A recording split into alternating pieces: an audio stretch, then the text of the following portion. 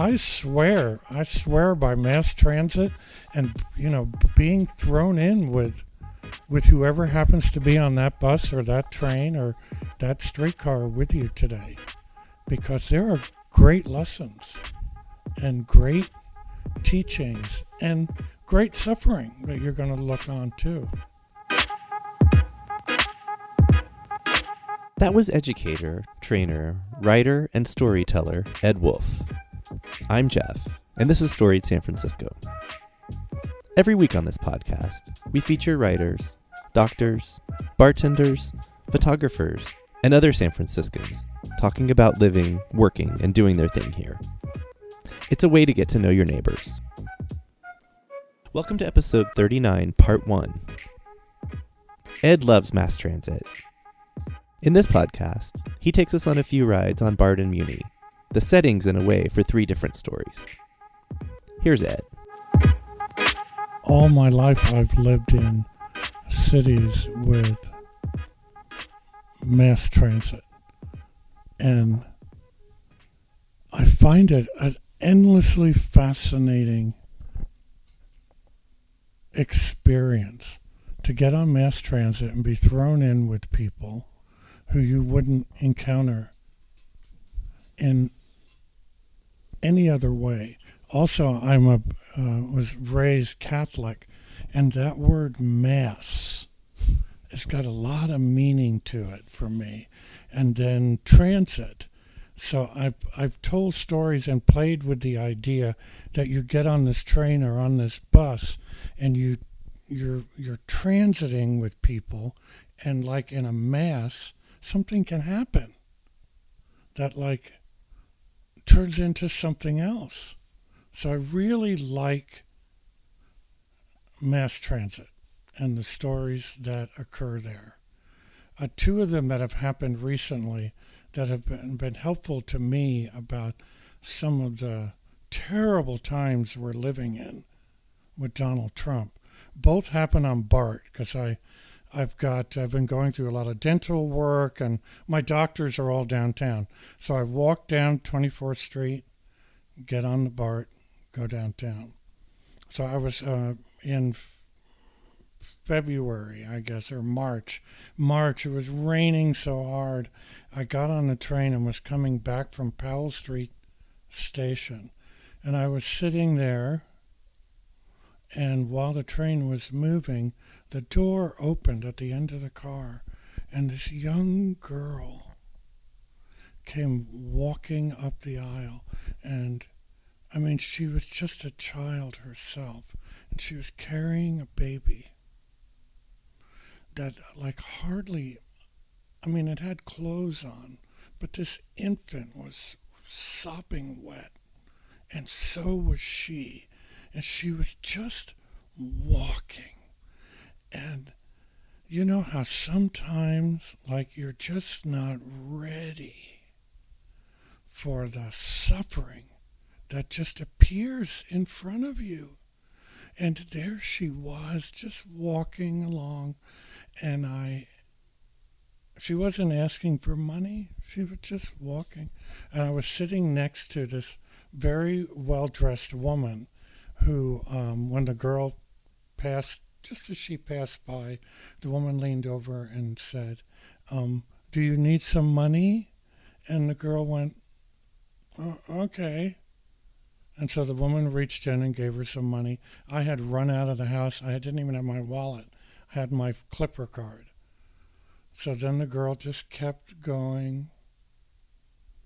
And it was just one of those moments where you're just sitting next to a stranger.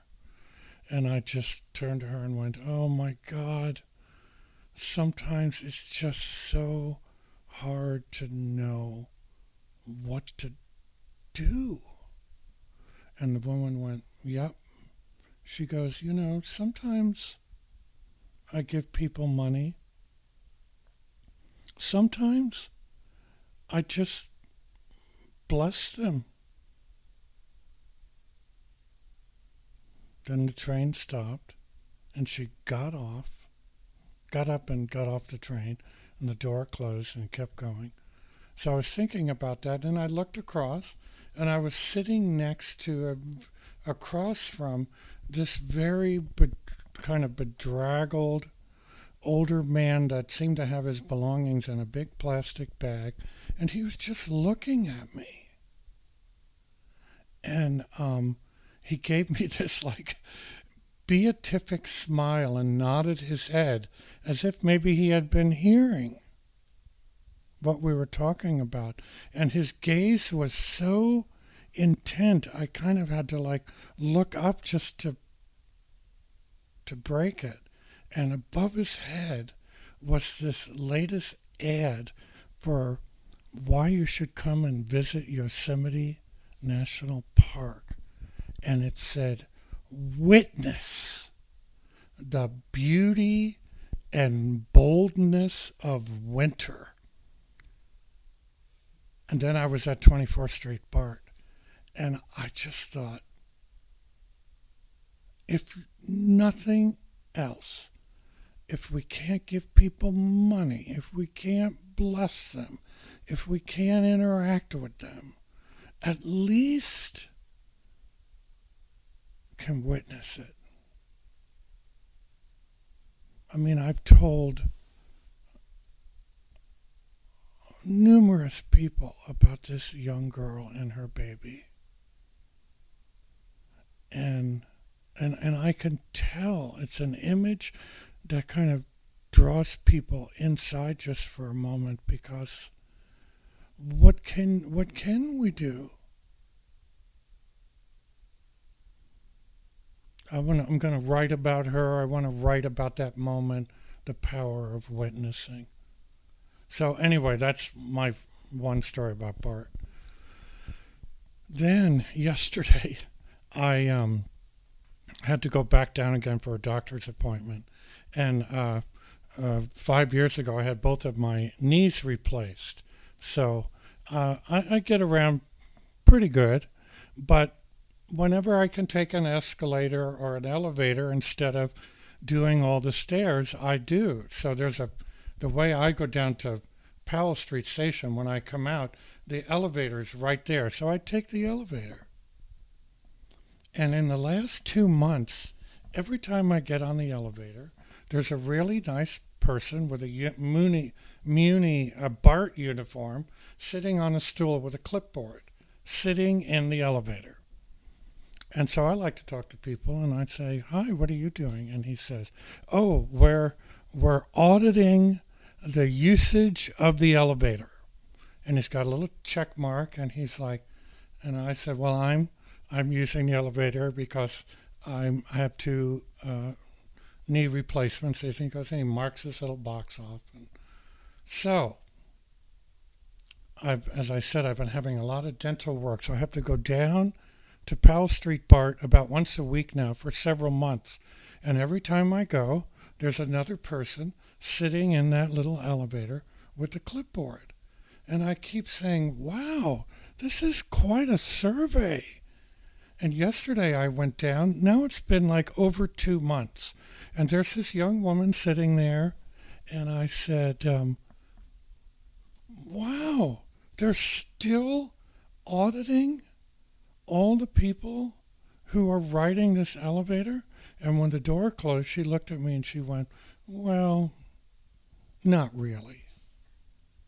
So I said, "Well, what are you doing?" And she had the clipboard and she had a pencil in her hand, and she pointed like this over her head. And there's a little sign that says, "Please do not defecate or urinate in this elevator." And I was like, "You're here to stop that from happening?" And she said, "Yes." And then the door opened and I went to my dentist appointment.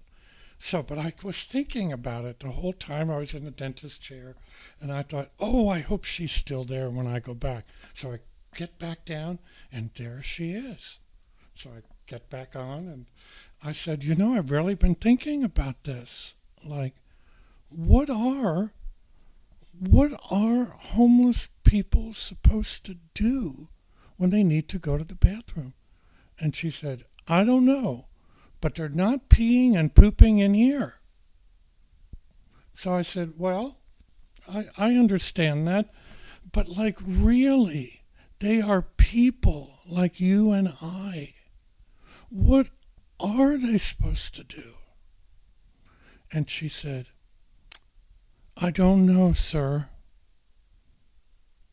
And then we just kind of stood there, and then she went, you know, what I'm doing, this has created a lot of jobs for a lot of people. We just were very quiet. And then I kind of left, and she told me, have a nice day. And I walked away thinking, God, it's so complicated, right?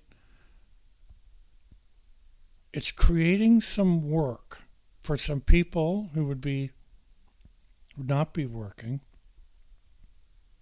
policing where homeless people can go to the bathroom.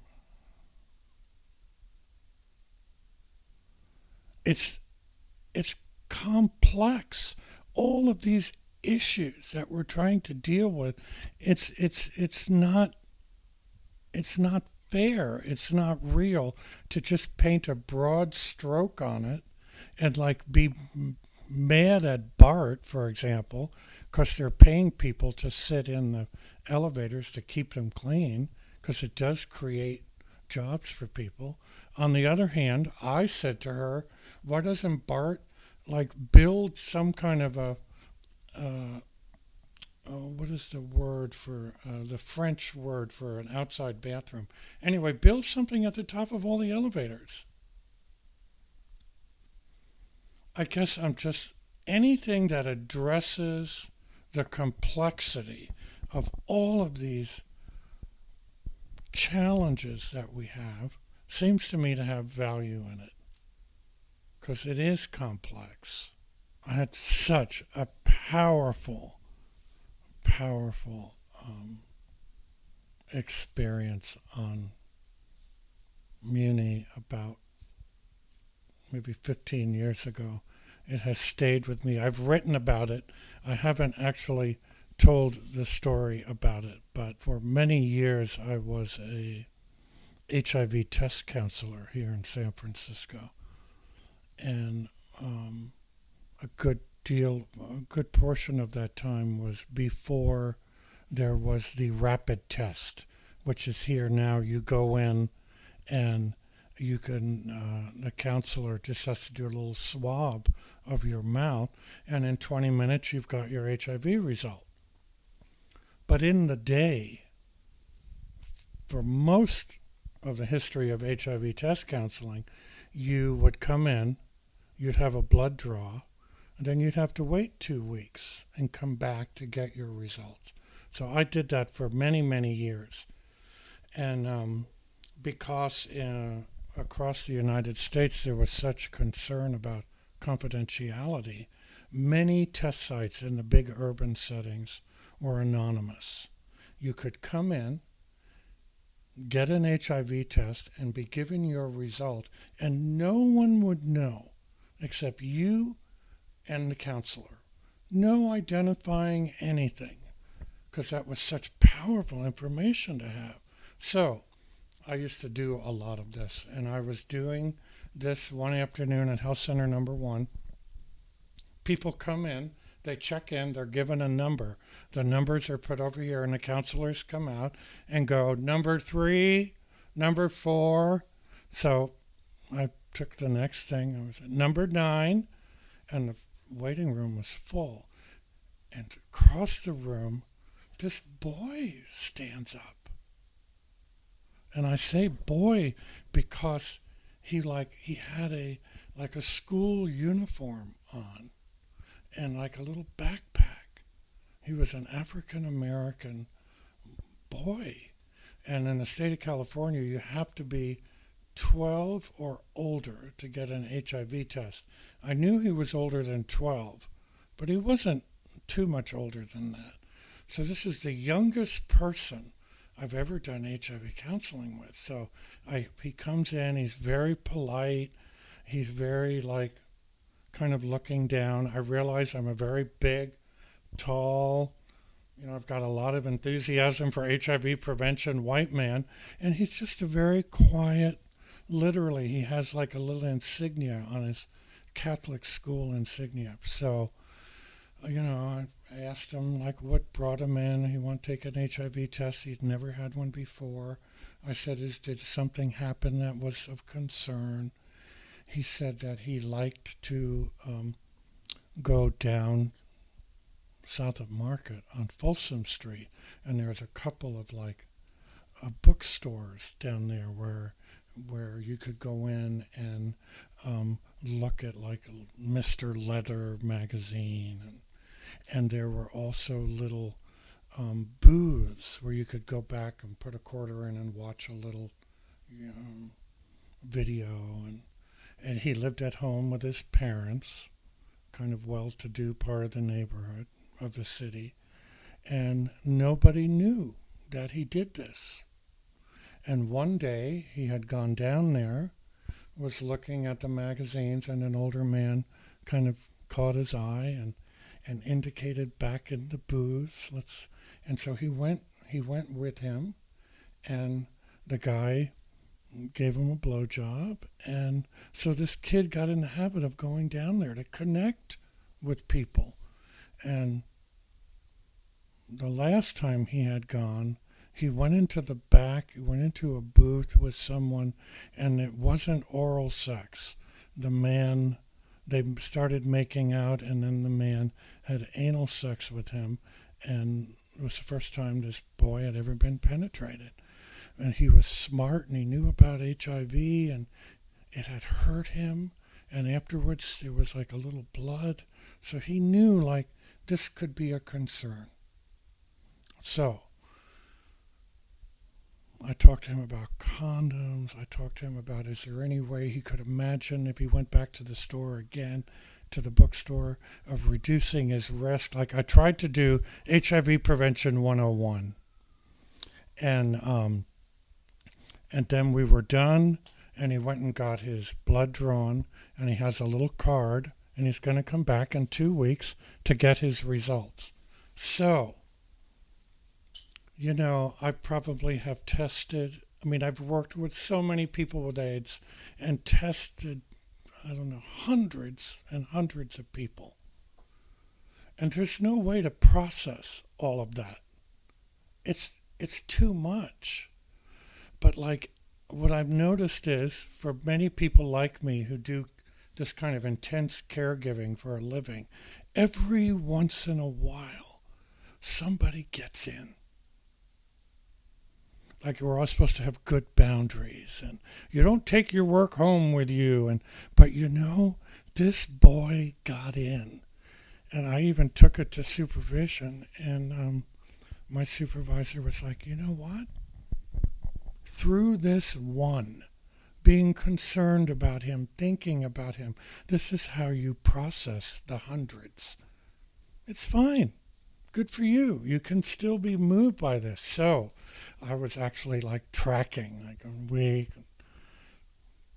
12 days, and the results come back then, like a couple days before the client returns. And oh my God, it came back positive. So I met with my supervisor, and like this is going to be in our history of the anonymous test sites, we don't remember giving a positive test result to a high school student. So, sure enough, exactly 2 weeks later, 3:30 in the afternoon, come back out, number 9. He stands up in his little high school insignia, his little book bag, and he comes in and he sits down. All the people I work with, everyone are very professional, but of course everybody was aware he's back and what's about to happen. So he comes in, sits down. How are you doing? How have the last 2 weeks been? Are you ready for your result? He said, sure. And I told him, your result came back positive. So I've given a lot of positive results, and people have lots of different reactions. And his was just he was so quiet. I could almost feel the wheels turning. What am I going to do? What am I going to do? And so then I was like, okay, well, I'm going to go for this. What are you going to do? Well, I'm not sure. And he has no support. He has no network. Nobody knows he's gay. And we've been trained when someone has a positive result, you always, before the session ends, you always ask the same question. So, where are you going now? Well, I'm going to go home. How are you going to get there? Because people are in shock, so you could help to ground them. Well, I'm going to take the 48 Quintara, and he lived like out in Forestville or something. I said, okay, and who's going to be there? And he went, my mom, who knows nothing.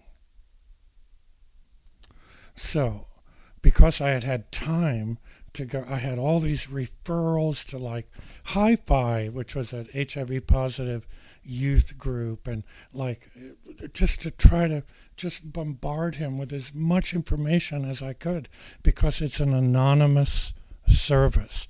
There's no way to do any follow-up. It's anonymous. And we have reasons, important reasons why this service is anonymous. But in situations like this, there's going to be no way to follow up. So, I give him his referrals, the big brother in me, I just wanted to just take him home, but I couldn't do that. So, he took his referrals, he put them in his backpack, put his backpack on, and I walked him through the clinic at Health Center number 1. Like all my coworkers were like just tracking us.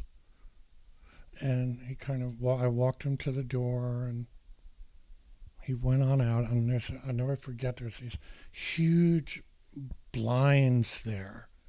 And I just remember I just watched him walking up to where he would catch the bus.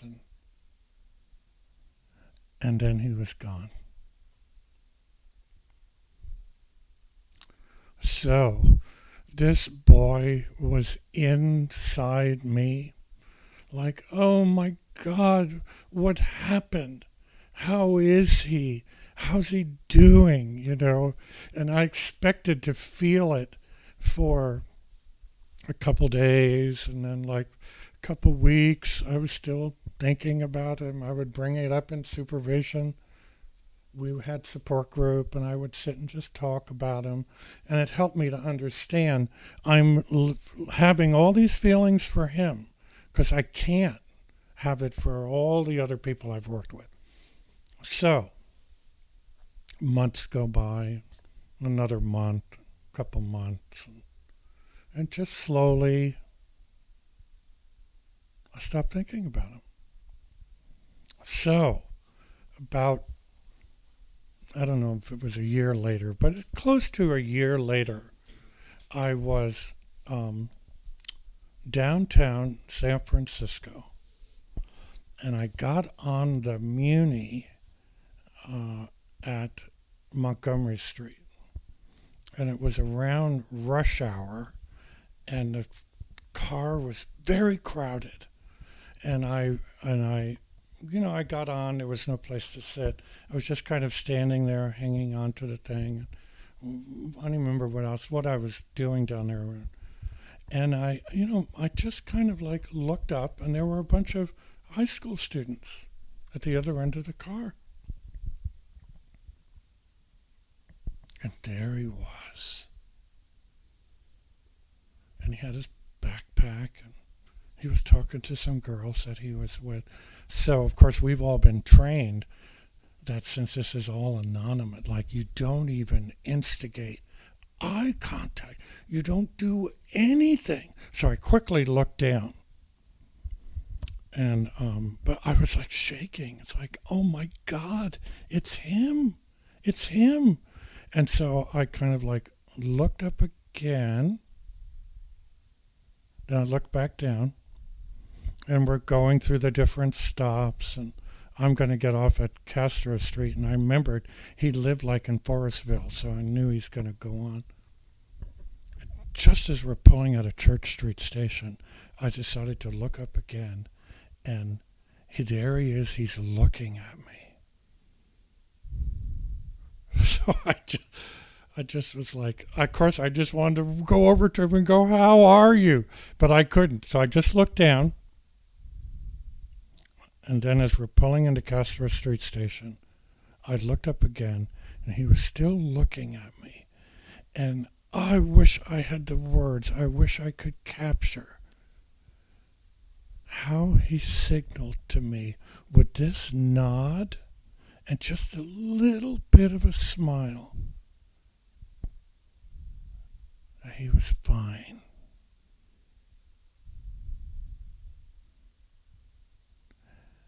And I stepped off the train, and it went on through the tunnel, and I just remember coming up and walking down Castro Street, and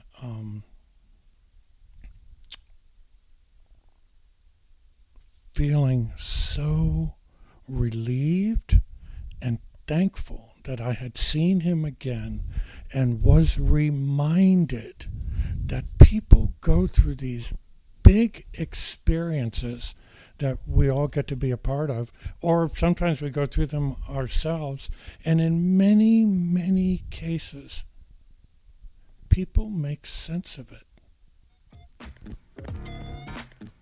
And they move on, they figure out what to do, and they're fine. Music for the podcast is by Otis McDonald, aka Joe Big Ale. Film photography is by Michelle Kilfeather. You can keep up with Storied San Francisco by following us on Facebook, Twitter, and Instagram. The website is storiedsf.com. If you're listening to us on Apple Podcasts, we'd really appreciate it if you would rate and review the show. Please email us with comments and suggestions. The address is storiedsf@gmail.com. Thanks for listening. Check back tomorrow to hear Ed tell tales of survival and kindness.